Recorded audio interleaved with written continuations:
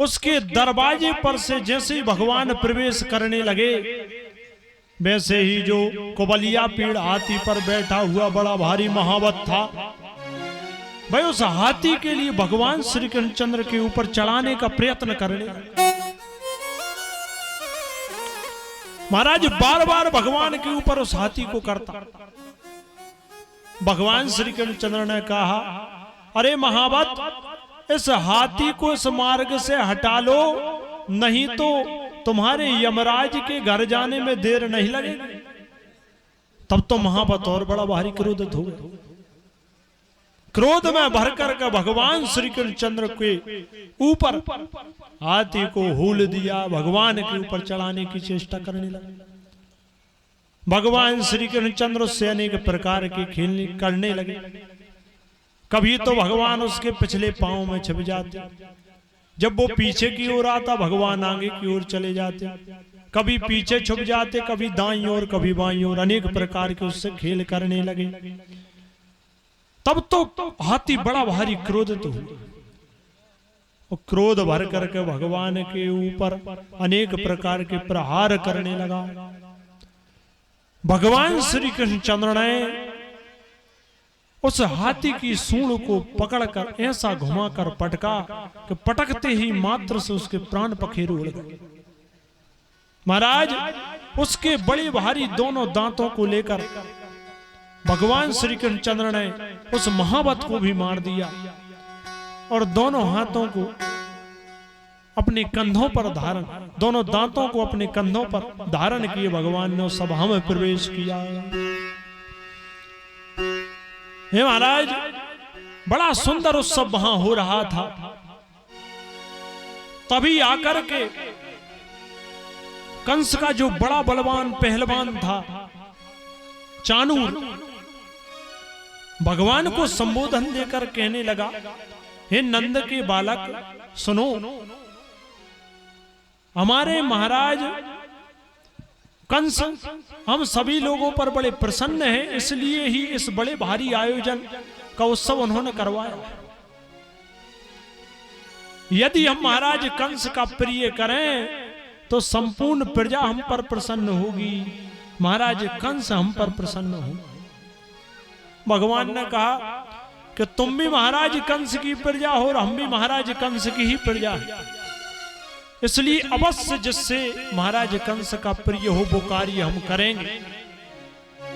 परंतु तुम चाहते हो कि हम दोनों कुश्ती लड़ें, इससे महाराज कंस को प्रसन्न करें।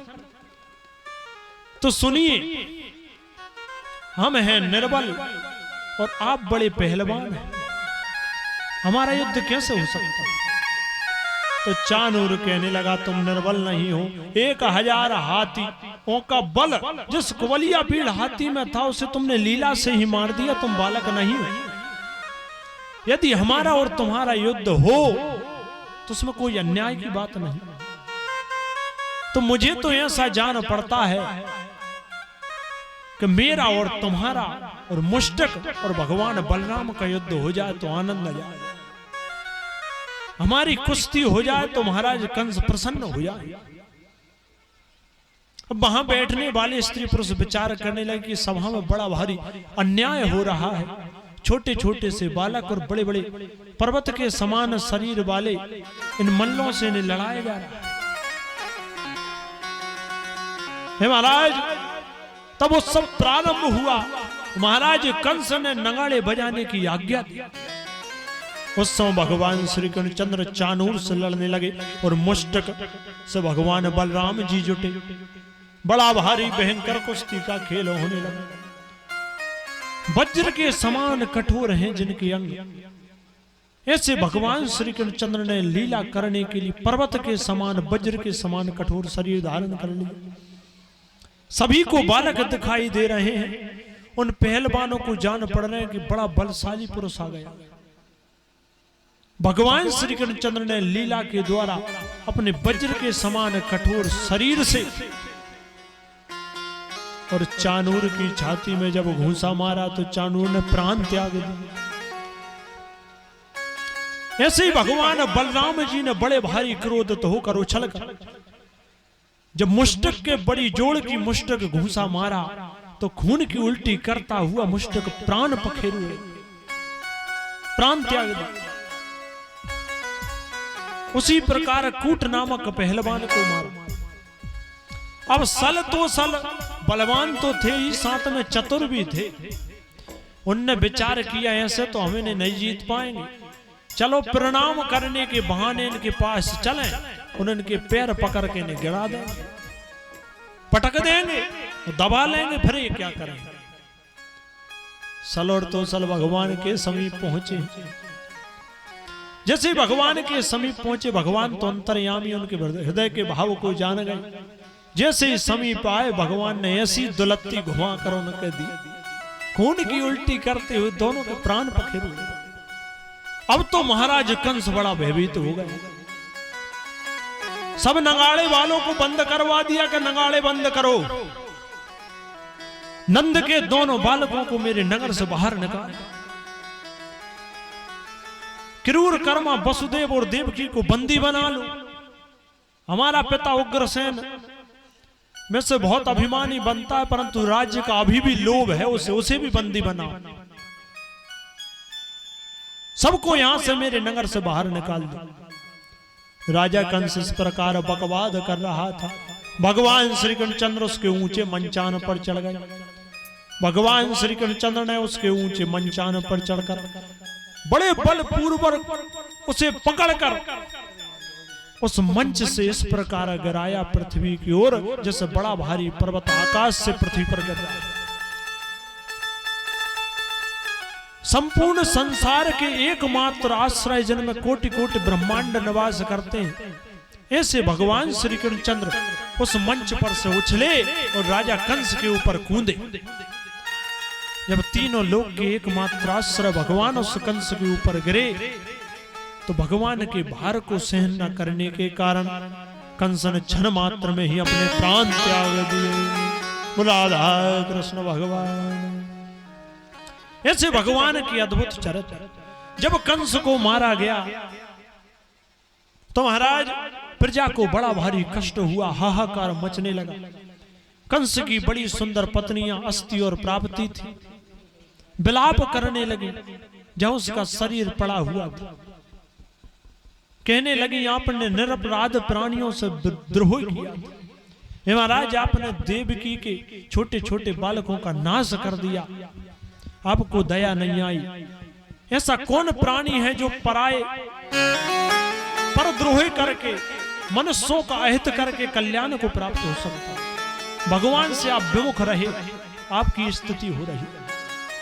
हे महाराज, कंस के पास बहुत बड़ी भक्ति थी। जागते समय, सोते समय, उठते समय, बैठते समय, भोजन करते समय भगवान को शत्रु भाव से स्मरण करता था। भगवान में ऐसा भेद नहीं कि मुझे किस भाव से स्मरण किया जा रहा है।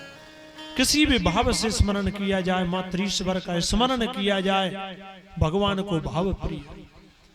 भगवान ने कंस को वो मुक्ति दी जो बड़े बड़े योगियों को प्राप्त होती। इसके पश्चात भगवान श्री कृष्णचंद्र ने महाराज उग्रसेन का राज तिलक कर दिया। माता पिता वसुदेव देवकी को बड़ी सांत्वना दी। भगवान नंदादिक गोपों से कहा कि मैं शीघ्र ही तुम्हारे यहां पर आकर के तुम्हारे अनेक प्रकार के कष्टों को दूर करूंगा। भगवान ने ऐसे अद्भुत चरित्र किए।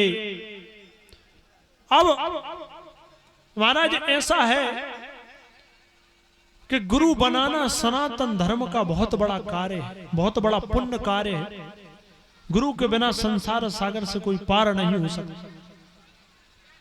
भगवान श्री कृष्णचंद्र अपने गुरु उज्जैन के जो प्रसिद्ध सांदीपनी ऋषि थे, उनके आश्रम में ब्रह्मचर्य व्रत में रह करके और विद्या अध्ययन करने लगे। महाराज सांदीपनी ने बड़े प्रेम पूर्वक भगवान श्री कृष्णचंद्र को शिक्षा दी। शिक्षा दे करके अनेक प्रकार से भगवान को अनेक शास्त्रों का 64 कलाओं का ज्ञान करवाया।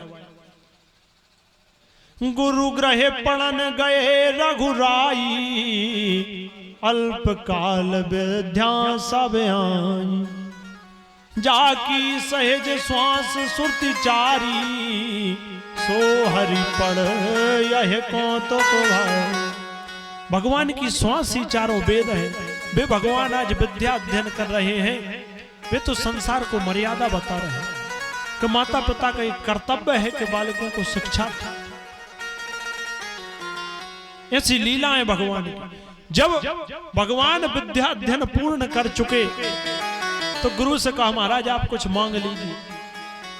तो गुरु ने कहा तुम्हारे जैसे शिष्यों का मैं गुरु हुआ, मैंने सब कुछ प्राप्त कर लिया, परंतु फिर भी अपनी पत्नी से सम्मति करके महाराज सांदीपनी ने कहा कि मेरे बालक प्रभास क्षेत्र में समुद्र द्वारा डुबा लिए गए, उन मेरे बालकों को वापस ला दो। भगवान श्री कृष्णचंद्र बड़े सुंदर रथ पर विराजमान हुए और प्रभास क्षेत्र में जहां पर बड़ा सुंदर समुद्र था उस स्थान पर पहुंचे। वहां पहुंच करके भगवान ने बड़ा सुंदर शंख बजाया। तब समुद्र देवता उपस्थित हुए, भगवान की अनेक प्रकार से पूजन करने लगे। समुद्र से कहा कि तुमने हमारे गुरु बालकों को यहां पर डुबा लिया है, उन्हें लाकर के दो। समुद्र ने कहा महाराज एक बड़ा भारी पांचजन्य नाम का दैत्य मेरे भीतर रहता, उसने बालकों को शायद ग्रहण किया। भगवान समुद्र के भीतर गए, पांचजन्य का वध किया, उससे पांचजन्य नाम का शंख प्राप्त किया, परंतु उसके पेट में भी बालकों को नहीं देखा। तब भगवान श्री कृष्णचंद्र वहां से यमराज की संयमनीपुरी को गए